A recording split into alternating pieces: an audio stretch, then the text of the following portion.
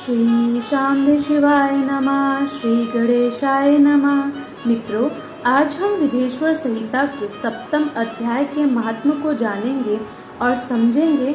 भगवान शंकर का ब्रह्मा और विष्णु के युद्ध में अग्नि स्तंभ रूप में प्राकट्य, स्तंभ के आदि और अंत की जानकारी के लिए दोनों का प्रस्थान। शिव जी बोले, हे पुत्रों, आपकी कुशल तो है।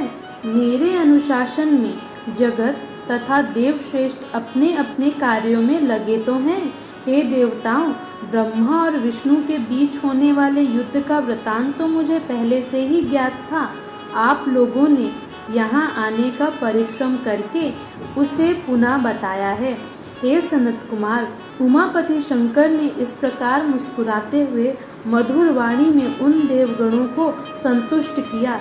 इसके बाद महादेव जी ने ब्रह्मा और विष्णु की युद्ध स्थली में जाने के लिए अपने सैकड़ों गणों को वहीं सभा में आज्ञा दी।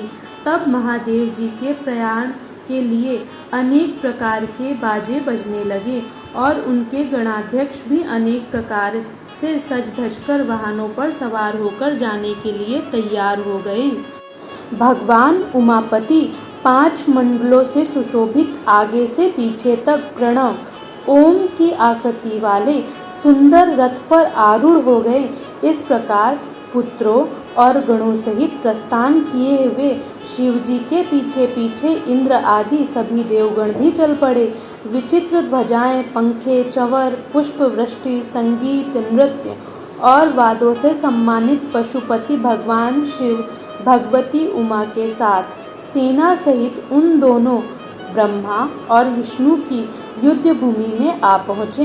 उन दोनों का युद्ध देखकर शिव जी ने गणों का कोलाहल तथा वादों की ध्वनि बंद करा दी तथा वे छिपकर आकाश में स्थित हो गए।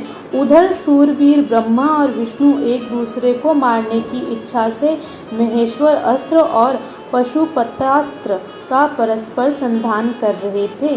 ब्रह्मा और विष्णु के अस्त्रों की ज्वाला से तीनों लोक जलने लगे।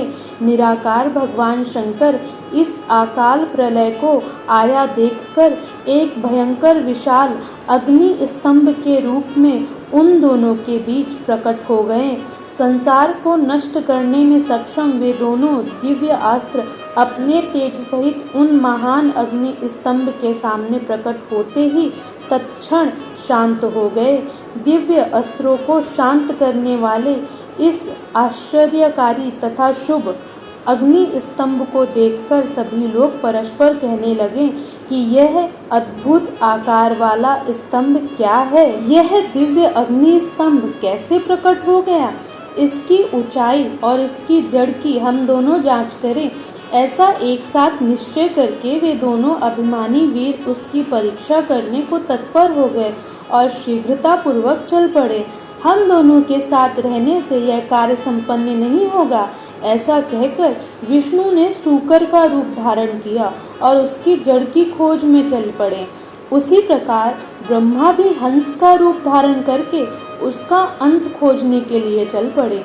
पाताल लोक को खोदकर बहुत दूर तक जाने पर भी विष्णु को उस अग्नि के समान तेजस्वी स्तंभ का आधार नहीं दिखा।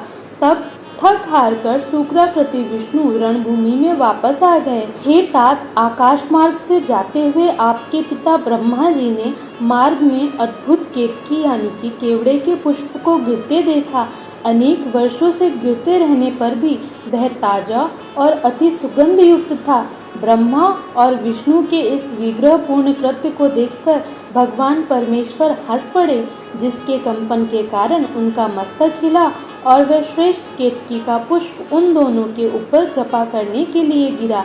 ब्रह्मा जी ने उससे पूछा, हे पुष्पराज, तुम्हें किसने धारण कर रखा था और तुम क्यों गिर रहे हो। केतकी ने उत्तर दिया, इस पुरातन और अप्रेमीय स्तंभ के बीच से मैं बहुत समय से गिर रहा हूँ, फिर भी इसके आदि को नहीं देख सका।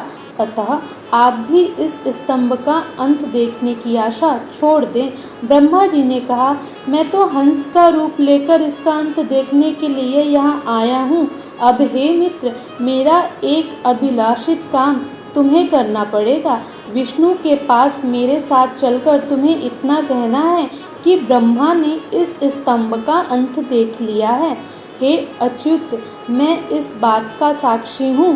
केतकी से ऐसा कहकर ब्रह्मा ने उसे बार बार प्रणाम किया और कहा कि आपातकाल में तो मिथ्या भाषण भी प्रशस्त माना गया है, यह शास्त्र की आज्ञा है। वहाँ अति परिश्रम से थके और स्तंभ का अंत न मिलने से उदास विष्णु को देखकर ब्रह्मा प्रसन्नता से नाच उठे और षड नपुंसक के समान पुण्य बातें बनाकर अच्युत विष्णु से इस प्रकार कहने लगे, हे हरे, मैंने इस स्तंभ का अग्रभाग देख लिया है, इसका साक्षी यह केतकी का पुष्प है। तब उस केतकी ने भी झूठ ही विष्णु के समक्ष कह दिया कि ब्रह्मा की बात यथार्थ है। विष्णु ने उस बात को सत्य मानकर ब्रह्मा को स्वयं प्रणाम किया और उनका षोडशोपचार पूजन किया। उसी समय कपटी ब्रह्मा को दंडित करने के लिए उस प्रज्वलित स्तंभ लिंग से महेश्वर प्रकट हो गए। तब परमेश्वर को प्रकट हुआ देखकर विष्णु उठ खड़े हुए और कांपते हाथों से उनका चरण पकड़कर कहने लगे, हे करुणाकर, यादि और अंत से रहित शरीर वाले आप परमेश्वर के विषय में मैंने मोह बुद्धि से बहुत विचार किया, किंतु कामनाओं से उत्पन्न वह विचार सफल नहीं हुआ। अतः आप हम पर प्रसन्न हो, हमारे पाप को नष्ट करें और हमें क्षमा करें। यह सब आपकी लीला से ही हुआ है। ईश्वर बोले, हे वत्स, मैं तुम पर प्रसन्न हूँ, क्योंकि श्रेष्ठता की कामना होने पर भी तुमने सत्यवचन का पालन किया। इसलिए लोगों में तुम मेरे समान ही प्रतिष्ठा और सत्कार प्राप्त करोगे। हे हरे, अब से आपकी पृथक मूर्ति बनाकर पुण्य क्षेत्रों में प्रतिष्ठित की जाएगी और उसका उत्सव पूर्वक पूजन होगा। इस प्रकार परमेश्वर ने विष्णु की सत्य निष्ठा से प्रसन्न होकर देवताओं के सामने उन्हें अपनी समानता प्रदान की थी। इस प्रकार यह 7वां अध्याय यहीं पर समाप्त होता है। हम आपसे अगले वीडियो में मिलेंगे। तब तक के लिए हर हर महादेव।